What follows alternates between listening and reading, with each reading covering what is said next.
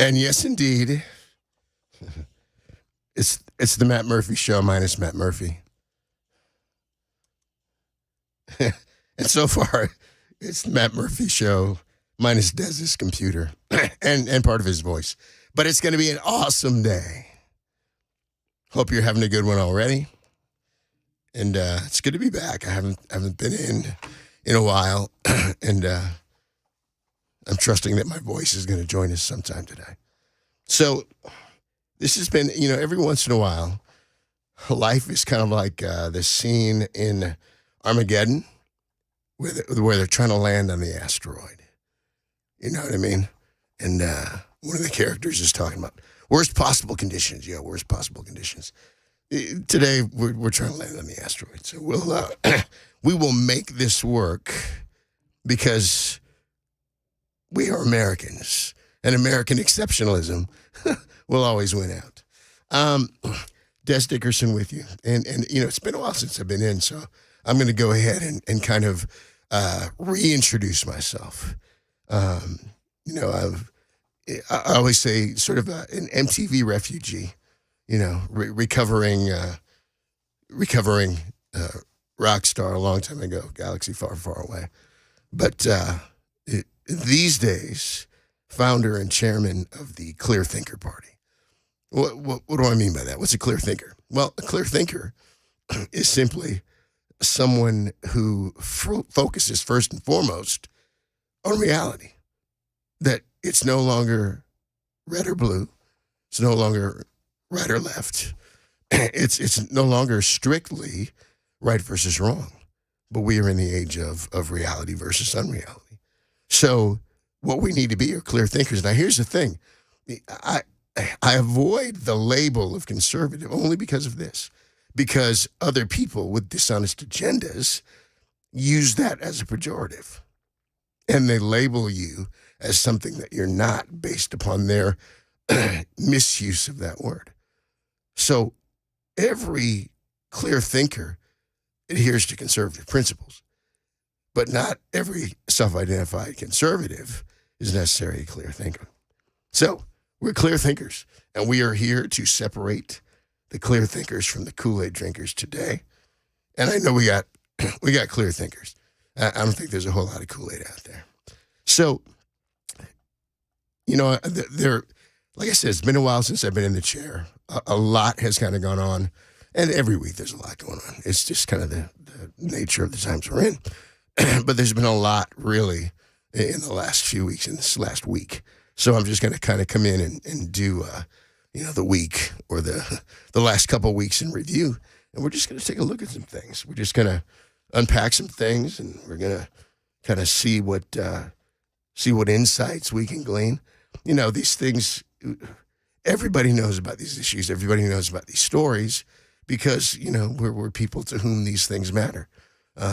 But at the same time, there's always some meat left on the bones. For years, I didn't get, and I'm rambling a bit, but partially because, I'm waiting for my computer to boot up. As a young man, I didn't really understand chicken wings. I didn't understand, and for that matter, I didn't understand oysters. I didn't understand any food that I had to fight to eat. It made no sense to me. I'm hungry, I want to eat. Give me something that's like, give me a chicken breast the size of my head. That's easy for me to eat.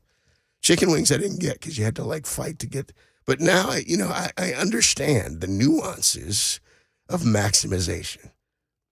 And there's something noble about making the most of what you have and getting all the meat off the bones. So we're going to do that with these stories today. We're going to get all the meat off the bones. So, I'm here today, got Bell regulating in there on the faders and the knobs and got my back, keeping me on the rails, I think. And we're going to have fun today. We're going to have a good time today. And, I want to thank Pamela before I go any further for giving attribution where attribution is due on Freak Out Friday. And it's been a fun thing, and I'm glad that folks have been enjoying it. I'm going to come in next Friday with a variation on Freak Out Friday. I'm just going to tease it. I'm not going to tell you what it is, but it's going to be fun as well. Um, so I'm going to go to break early, maybe not quite this early, and see if I can get some technology. Bell, where are we at with that? How early can we go to break? We could go now, but then you'll just have to go that much longer. When I we get know. back. It's like the old Mr. Goodwrench. You can pay me now or pay me later. No, we'll keep hanging right now. We'll keep hanging because I think I'm close to getting Mr. Jobs Technology to cooperate with me. You know, it's funny. I remember like the old Commodore 64 computers. and how Talk about dating yourself. I know.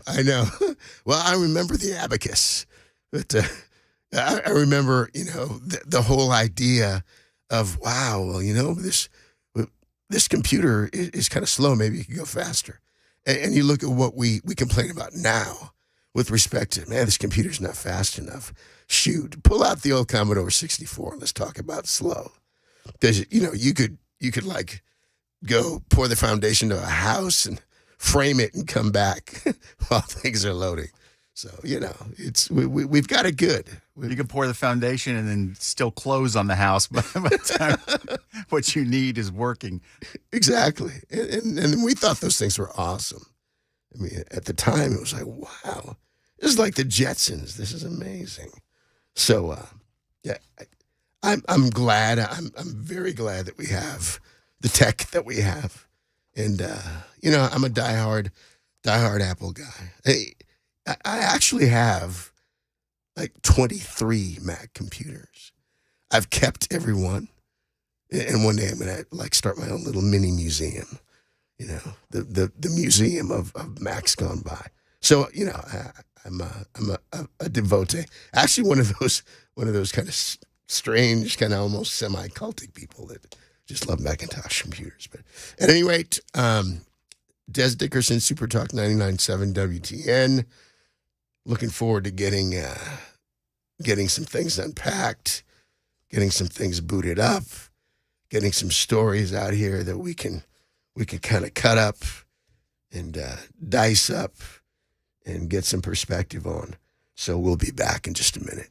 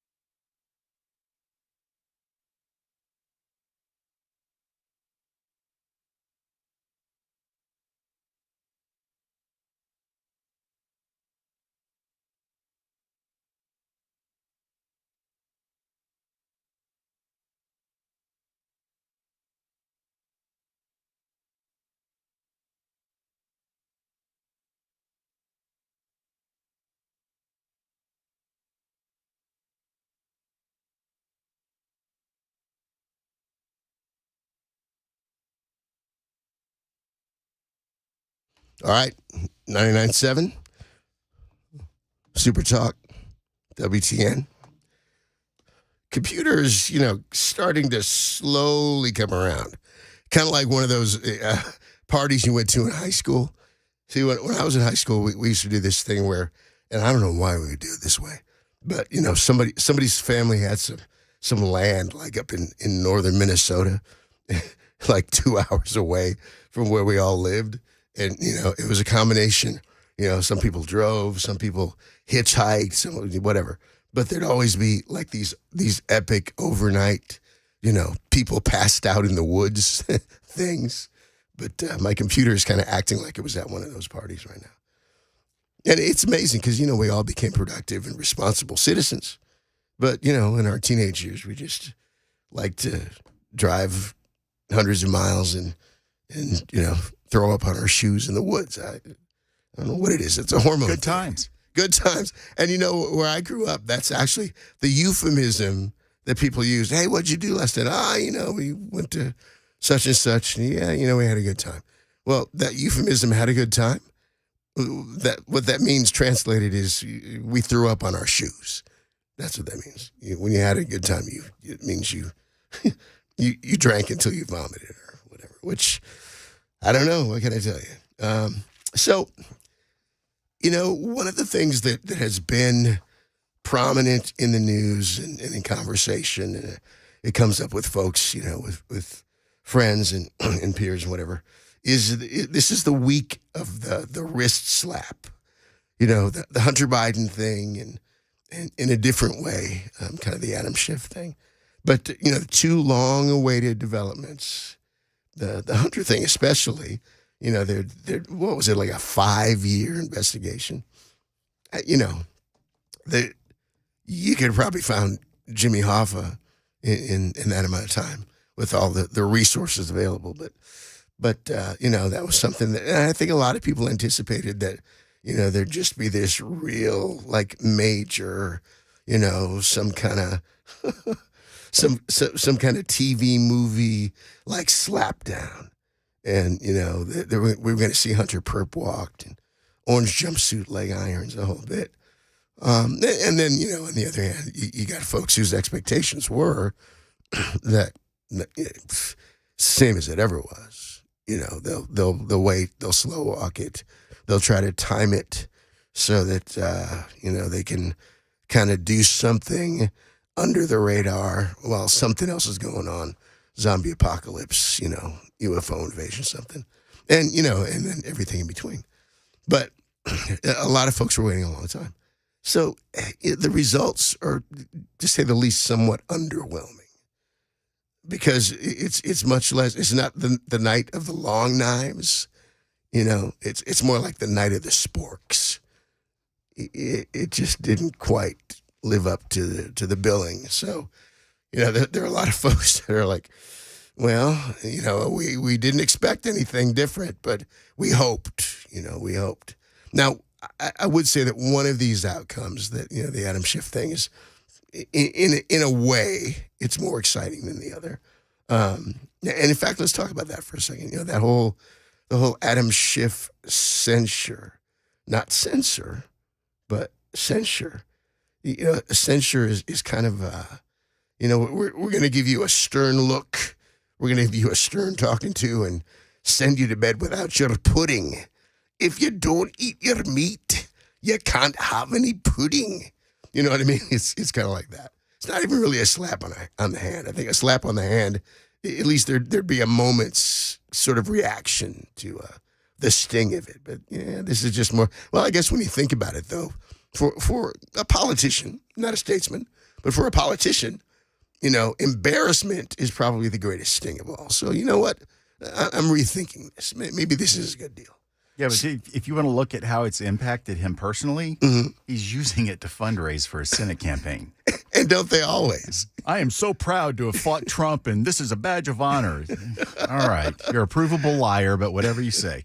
It is so true. And it doesn't matter what, negative development comes about. At the end of the day, they're going to use it to fundraise, and they're going to use it to to prove that they are soldiers in the trenches or whatever. But there's another thing that it brings to mind, and I'm going to do this in a really cheesy way because I didn't have time to get the sound of bell. But there's one of my favorite movies. Strange person. Now look here, my good man. I'm going to pause it. One of my favorite movies, a movie called Monty Python and the Holy Grail. But there's a scene in it that I think we could easily substitute the dialogue in this scene in the film kind of for what happened on the the floor of the house or whatever. No more, you empty-headed animal food trough whopper. I fart in your general direction.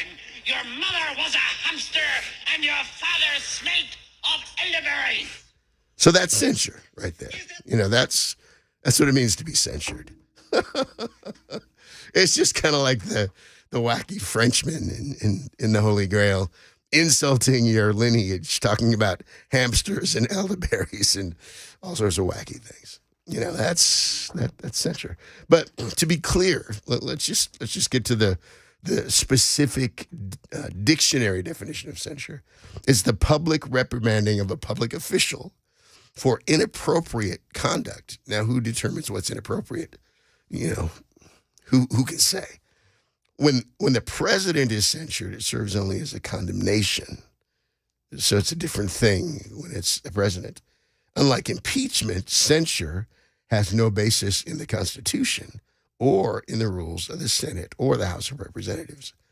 It expresses the formal condemnation of either congressional body or of a political party or of one of their own members. So, that's censure. It's the formal your mother was a hamster or whatever. It's the formal declaration of this derision. And it's kind of like the Game of Thrones walk of shame, but he gets to keep his clothes on, And I, for one, am deeply grateful for that because I don't think the nation would recover from.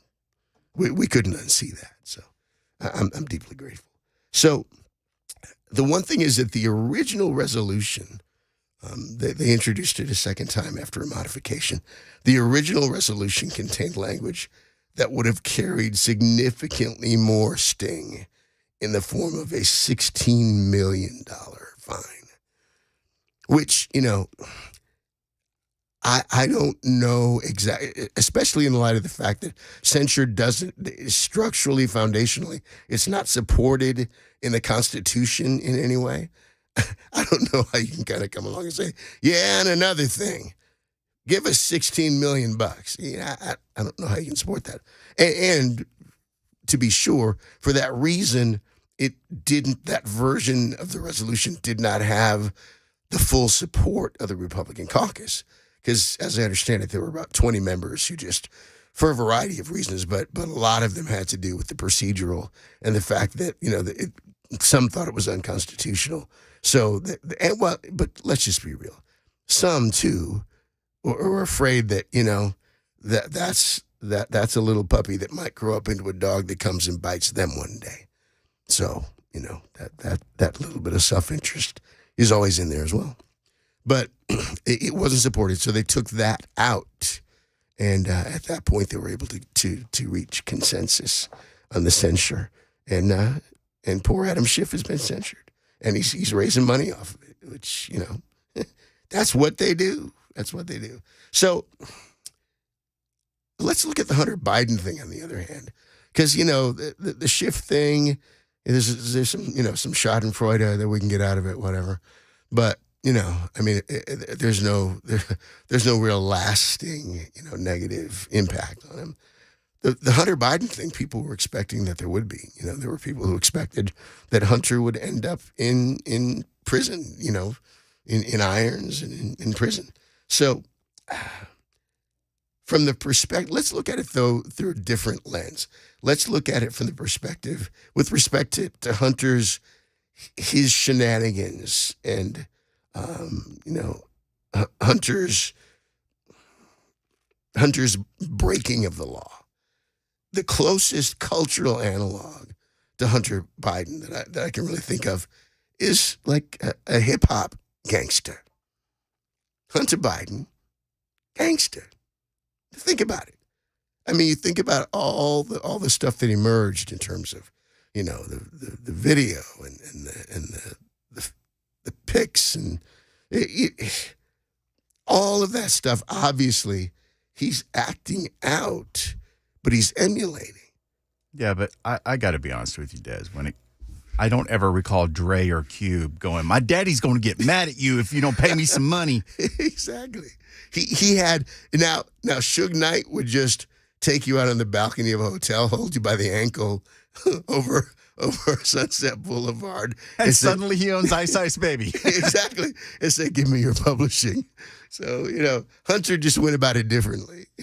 He had other means at his disposal, but clearly, he wants to be a gangster. And at the root of all his acting out is, the rich white kid from Delaware who wants to be 50 Cent, I think. You know what I mean? He wants to be up in the club, doesn't want to get shot like 50 did. But so when we were kids, and again, I'm going to date myself, and I'm a baby boomer. I don't try to hide it. When we were kids, we pretended to be, not hip hop artists. We pretended to be Hopalong Cassidy. Or Roy Rogers, and we would dress up and play cowboys and Native Americans. You can't say cowboys and Indians anymore, even though I am a significant portion Cherokee, so I'm officially Native American enough to talk smack if I want to. But we would play cowboys and Native Americans, and that was how we emulated it and acted out. Now Hunter kind of turns on the camera and pretends he's, Tony Montana or something. Say hello to my little friend. It's like a whole other fantasy that he's pursuing. The problem is, it has very pertinent real world implications because he's, shaking down folks and peddling influence and doing all sorts of stuff. And they're distributing it amongst their family members. Most families, Thanksgiving, would you pass me the mashed potatoes? And the Biden family's like, would you pass me another 2 million, please? It's kind of a different family dynamic. But so to gain perspective, though, on the travesty of the actual plea deal, and we may come back to this on the other side of break, you have to compare apples to apples while we're in this hip hop comparison mode, because there are some actual hip hop artists whose legal troubles mirrored Hunter's, but they ended up with completely different outcomes. So we're going to talk about that. We're going to come back from the break. Again, Super Talk 99.7 WTN. Dez Dickerson with you, and we're going to talk some more hip-hop in a minute.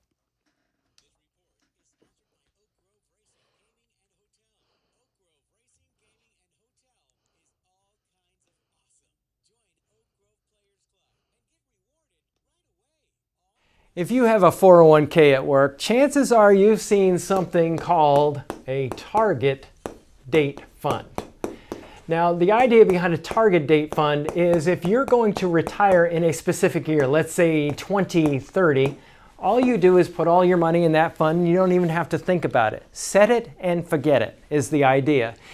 Now, one of the things that I warn people about regarding these types of funds is many times they're not nearly as diversified as you think. When we look at investing, when we look at diversification, we want to own really small companies, really large companies, really growth-oriented, really value-oriented companies, and diversify between these different market areas. Target date funds tend to focus more attention down here for a really basic reason. It sells better. Because you're investing in very big, well-known U.S. companies, what happens is investors tend to like to look like the market, as we say. And the problem, though, is when we do that is we can go very long periods of time. 1966 through 1982 is one example. More recently, 2000 through 2012, where large U.S. stocks had no return, where other market segments actually did quite well. So one of the things that happens is when we invest in a target date fund, we may be overly concentrated and have more risk than we really realize. So if you want to learn more about our approach to investing and financial planning and how we educate investors, go to paulwinkler.com and set up a free 15-minute phone call, or you can call 615-851-1950.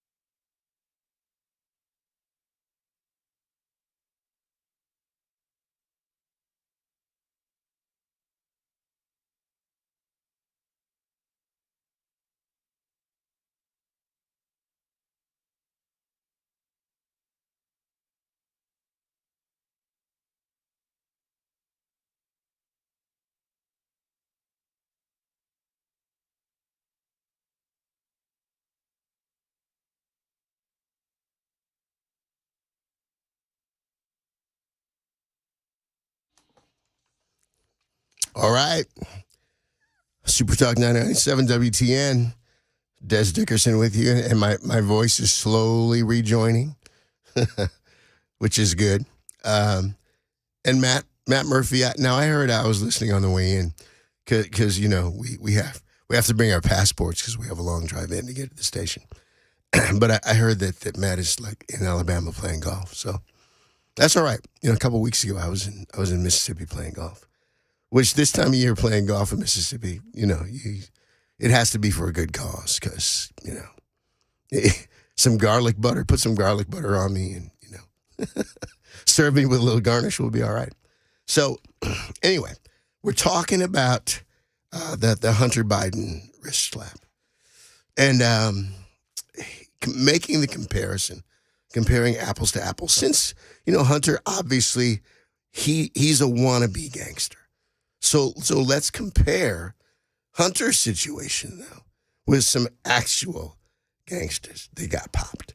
So and the headline of this article is famous rapper's lawyer blasts Hunter Biden's sweetheart deal after his client received prison for the same crime.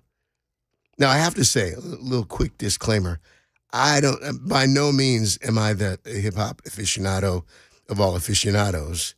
But, I do know a little something, something. And I'm not very familiar with this particular gentleman, but the lawyer for a prominent rapper is speaking out over Hunter Biden's sweetheart plea deal that allows him to avoid prison for illegally possessing a firearm. In 2019, rapper Kodak Black, sorry, don't know the brother, but Kodak Black pleaded guilty to providing false information on a federal form when purchasing multiple firearms. Now, does that sound familiar? Black pleaded guilty to violating 18 U.S.C. 922, blah, blah, blah, using false statements to obtain a firearm.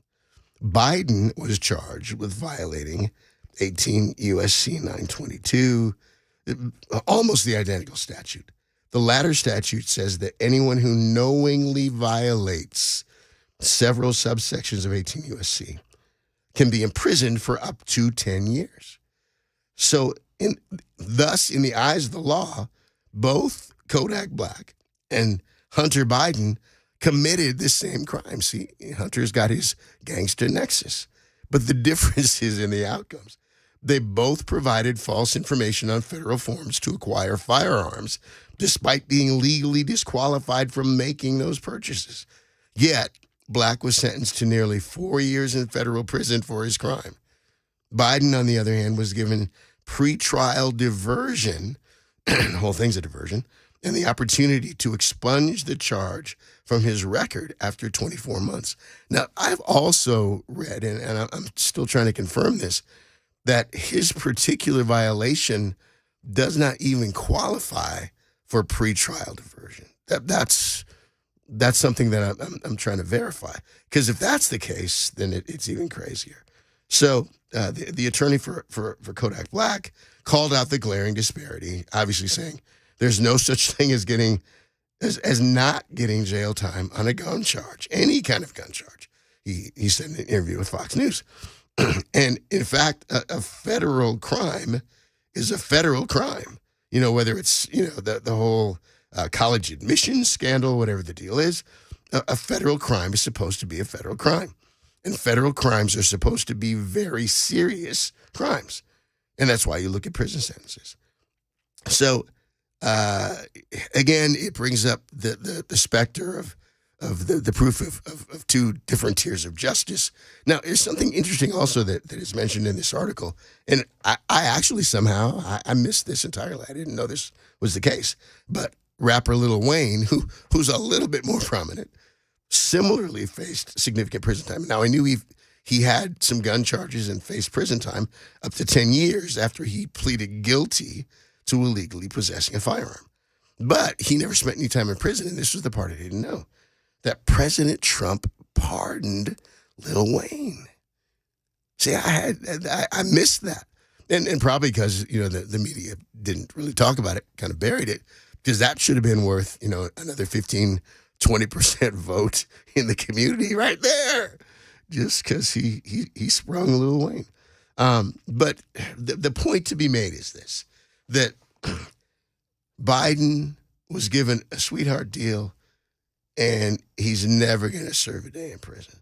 And yeah, Lil Wayne didn't either, but, a whole different set of circumstances. So here's the thing now. Here's the thing for the folks who are really angry or really dejected or really discouraged, whatever the case might be.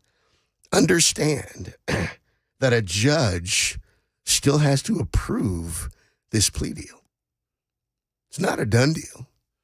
At this point, it's a proposed deal, but a judge still has to approve it. And while, again, I understand people's lack of confidence that this will be any different, that any judge is going to, actually arrive with a sense of constitutional duty and integrity and do the right thing, although it could happen. But here's the thing, though. Just today, more grits hit the pan where Hunter's concerned, because news emerged that an IRS whistleblower claims that Hunter deducted prostitutes and sex clubs from his taxes. Oh, see, now they're trying to get me to like him. It's not going to work. So let me tell you this. Belle, would you ever consider deducting going to H&R Block or whatever and saying, can we deduct these? Would that even cross your mind? Well, they told me I couldn't because I deducted it off my work expenses. Oh, well, there you go. There you go. It's a company expense. So, in all seriousness, well, I don't know if I can say that with a straight face, but he allegedly, another whistleblower, here we go again, says that he not only did these things, but claimed them on his taxes. And in so doing, though, also the accusation is that he possibly violated sex trafficking laws. So again, these are serious things. I mean, we're not talking about jaywalking or crossing, against the light. We're not talking about, he pulled the tag off his mattress. You know what I mean? These are like serious allegations and serious crimes. So a judge who may be predisposed to kind of, waving Hunter Biden on by might be given pause by the impact that the backwash to their own career if, in the midst of them giving Hunter Biden a pass, there's just more Hunter Biden trash that's coming up. And all of a sudden now, it's one thing for Snoop to get off after apparently, allegedly shooting somebody. That's one thing.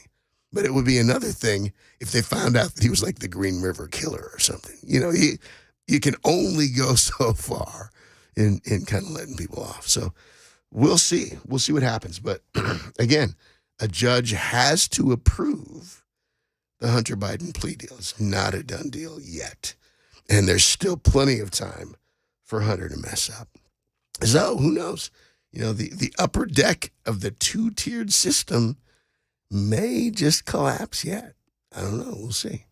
So we're going to look, as we approach the break, we're going to be looking some more. We're going to stick with the Biden family just because they're a treasure trove of entertainment. We're going to be talking a little bit about the elder. We're going to be talking about the big guy. And then, President Biden. I mean, I do believe in respecting the office of president, whether or not I find the occupant of the office to be respectable. And that takes effort. Over the course of the last, 8, 12, 16 years, I mean, those traditions have just received a pummeling because of the fact that the respect with which the office has been treated by its occupants, and more so those who surround the occupants. There have just been a lot of skeezy people who have been, advisors and cabinet members and and drug dealers or whatever. Well, not really. So I don't want to appear to be flippant or disrespectful regarding the office of president, but I have to say that if you trash the office in terms of not just conduct, but in terms of obvious attitude and the cavalier manner with which you conduct yourself, well, you can't expect for that tradition of respect to be upheld. Let's just